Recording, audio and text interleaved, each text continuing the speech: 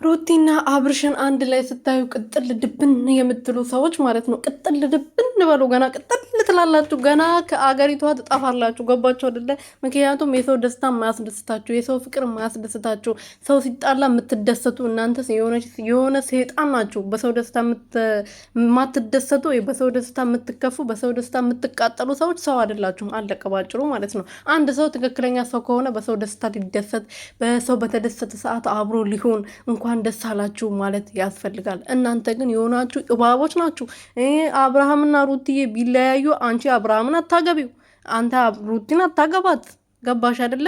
ለምንድን ነው የራስሽን ህይወት ማትኖሪ? ሩቲና አብርሽ አንድ ላይ ቢሆኑ ምንሽ ይነካል? በፊት አብሮ ነበሩ።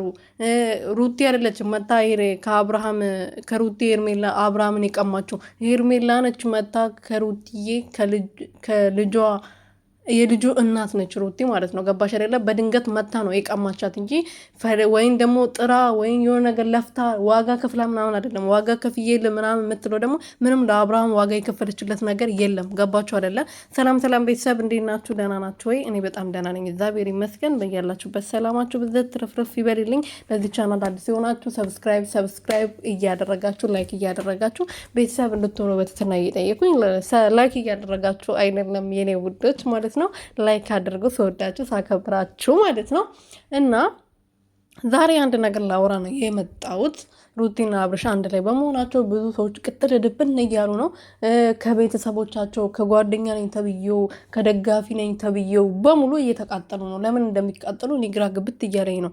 እነዚህ ሰዎች መጀመሪያ ፍቅረኛ ማቾች ነበሩ፣ ባልና ሚስት ነበሩ። የልጁ እናት ነች፣ የልጁ አባት ነው።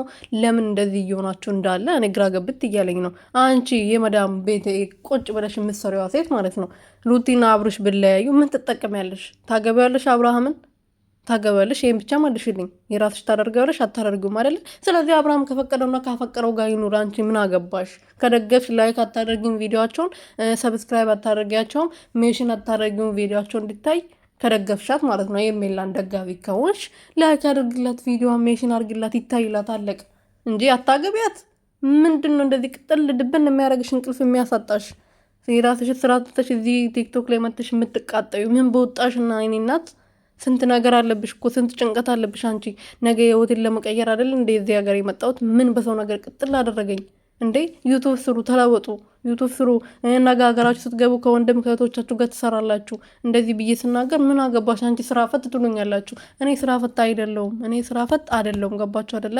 እኔ እየሰራሁ ነው እዚህ ጋር እናንተ እየሰደባችሁ ምናምን እንትን የምለው እንጂ ስራ አጥቼ አይደለም። የመዳሜን ቤት ሽንት ቤት ስንት ነገር ይጠበቀኛል። ፎቅታች መውረድ አለ፣ ስንት ውጣ ውረዶች አሉብኝ። ግን እንደዛም ሆኖ ለደቂቃ ለ3 ለ4 ደቂቃ ቪዲዮ ሰራለሁ። ቪዲዮ የምሰራው ደግሞ ጥቅም ስለማገኝበት ነው እንጂ ዝም ብዬ አይደለም። ሩቲና አብርሽ ሁሉ አንዴ ተለያይተናል፣ አንዴ ተፋተናል፣ አንዴ እንደዛ ወርደናል፣ አንዴ እዛ ውጣ ውረድ ወርደናል፣ ሄርሜላ ፍቅሯለች ብሎ የሚሰሩት ወዶ ይመስሏቸዋል? ብር ስላለው። ገባችሁ አይደለ? ስለዚህ ይሄንን ካወቃችሁ የሰውን እንትን ለማለት ከምትሞክሩ የራሳችሁን ነገር ለማስተካከል ሙከራ አድርጉ። ከኤፍሬም አናት ደግሞ ውረዱ፣ አትንኩብን። ይፋየን